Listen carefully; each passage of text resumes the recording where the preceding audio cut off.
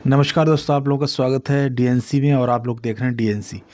चलिए मैं बात करता हूँ एक थोड़ा छोटी सी एक बोध कथा है जिसके बारे में मैं बात करूँगा, क्योंकि ये जो बोध कथा है वो जीवन पर लागू होती है। लेकर आया हूँ जो कि आप लोगों के लिए मैं समझाना चाहूँगा कि जीवन का संघर्ष किस तरीके से चल रहा है और लोग किस तरीके से प्रयास करते हैं पीछे हटाने का। और काफ़ी ऐसा नहीं है कि एक ही व्यक्ति के जीवन में ये सब पे लागू होता है। और चलिए मैं बोध कथा को स्टार्ट करता हूँ। किस तरीके की एक बोध कथा है, छोटी सी समझने वाली बात है, क्योंकि इन चीज़ों से हमें जीवन का लक्ष्य समझ में आता है, जीने का क्या मतलब होता है और किस तरीके से हमें अपना जीवन जीना चाहिए, उस पर बात करते हैं। चलिए बात करते हैं, मुद्दे की बात है और बहुत ज़्यादा टॉपिक इंपॉर्टेंट टॉपिक है, इसको वीडियो को पूरा देखिएगा। चलिए मैं बात करता हूँ। एक क्या हुआ, एक जंगल में कुआं था जो गहरा, काफ़ी गहरा कुआं था।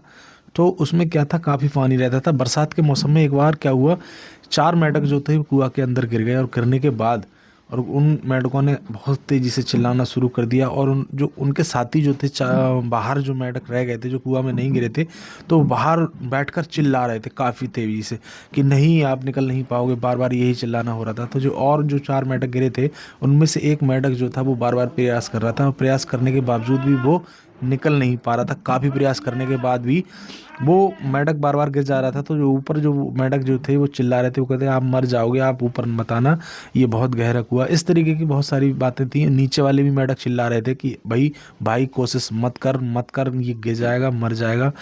तो उस मेंढक ने इतना प्रयास किया, इतना प्रयास किया, इतना प्रयास किया कि वो एक दिन जो था वो मेंढक बाहर आ गया, कुएं से बाहर आ गया।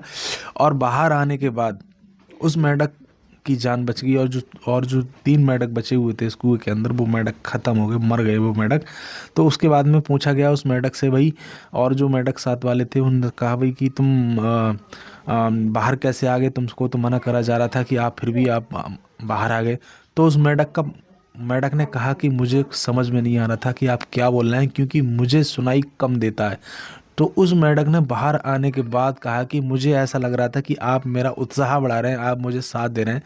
तो दोस्तों, हमारे जीवन में भी ऐसा ही लागू होता है, क्योंकि हमारे साथ जो लोग हैं वो चिल्लाते हैं, डराते हैं कि आप ऐसा करोगे तो ऐसा हो जाएगा और ऐसा करोगे तो ऐसा हो जाएगा। तो दोस्तों, मैं इस कथा के माध्यम से आपको बताना चाह रहा हूँ कि आपका जो जीवन का लक्ष्य है, आप जीवन का लक्ष्य बगैर सुने, बगैर डरे, बगैर सोचे समझे आप निरंतर उस पर लगे रहिएगा।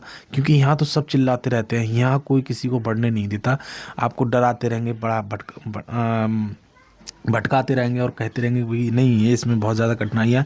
मैं बात करता हूँ जैसे गवर्नमेंट्स जॉब की है, कि भी काफ़ी लोग प्रयास करते हैं। हालांकि अगर मेरा ये वीडियो देखेंगे तो लोग ये कहेंगे कि भैया आप क्यों नहीं कर पा रहे हैं। तो मेरा लक्ष्य यही है कि आप प्रयास करते रहिएगा, मेहनत करते रहिए, रात दिन मेहनत करिए, इतनी मेहनत करिए कि आप सामने वाले जो व्यक्ति हैं वो एक दिन सोच जाए कि हाँ, ये बंदा वाकई बहरा हो गया था। जैसे मेंढक को सुनाई नहीं आ रहा था, वो मेंढक खुद सोच रहा था कि मेरा मतलब मेरे लिए प्रयास किया जा रहा है, मेरा उत्साह बढ़ाया जा रहा है। तो ऐसे ही आप अपने जीवन में प्रयास करते रहिएगा। इस बोध कथा से ये समझ में आता है कि हमारे जीवन में कुछ भी हो जाए, रूप से करते रहना चाहिए, और जैसे कि हमारा जो लक्ष्य है वो हमको एक दिन प्राप्त हो जाए। तो दोस्तों, इसी तरीके से जैसे मेंढक ने प्रयास किया था, बार बार कुएं से बाहर निकलने की प्रयास किया था, तो ऐसे ही आप अपने जो एक तरीके से कुआं है, जो कहते हैं कि बेरोजगार की सीढ़ी जो है ज़्यादा परसेंटेज है, तो उस परसेंटेज से निकलने के लिए, जो परसेंटेज बेरोजगार का जो कुआं है, उससे आपको निकलने के लिए काफ़ी प्रयास करना पड़ेगा। मैं ये नहीं कह रहा कि आप नौकरी के लिए पढ़िए, आप जीवन में कुछ भी करिए, सफलता प्राप्त करिए, उसी को हम कहते हैं कुआं से बाहर निकलना। कि ये नहीं है कि एक लक्ष्य की आप नौकरी के लिए आप प्रयास कर रहे हैं, नहीं।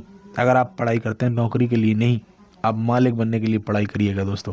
कुछ लोग मुझसे कहते हैं कि आप क्यों नहीं करते हैं नौकरी, क्यों नहीं करते, तो मैं कहना चाहता हूँ कि मैं नौकरी नहीं करना चाहता, क्योंकि मुझे बिलीव नहीं है नौकरी में। नौकरी नहीं, मालिक बनिए, तभी आपके सारे शौक पूरे होंगे, वरना नहीं। नौकरी आपकी तरक्की नहीं चाहती। रोटी तो मिलती रहेगी, आप भूखे नहीं मरोगे, मगर आपकी तरक्की भी नहीं होने देती है।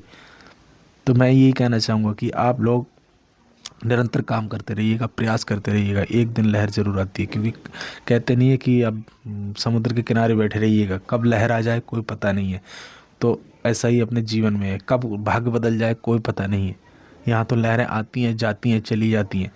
तो उसी लहर में अगर आपका जीवन फंस गया तो आपका जीवन भी बन जाएगा।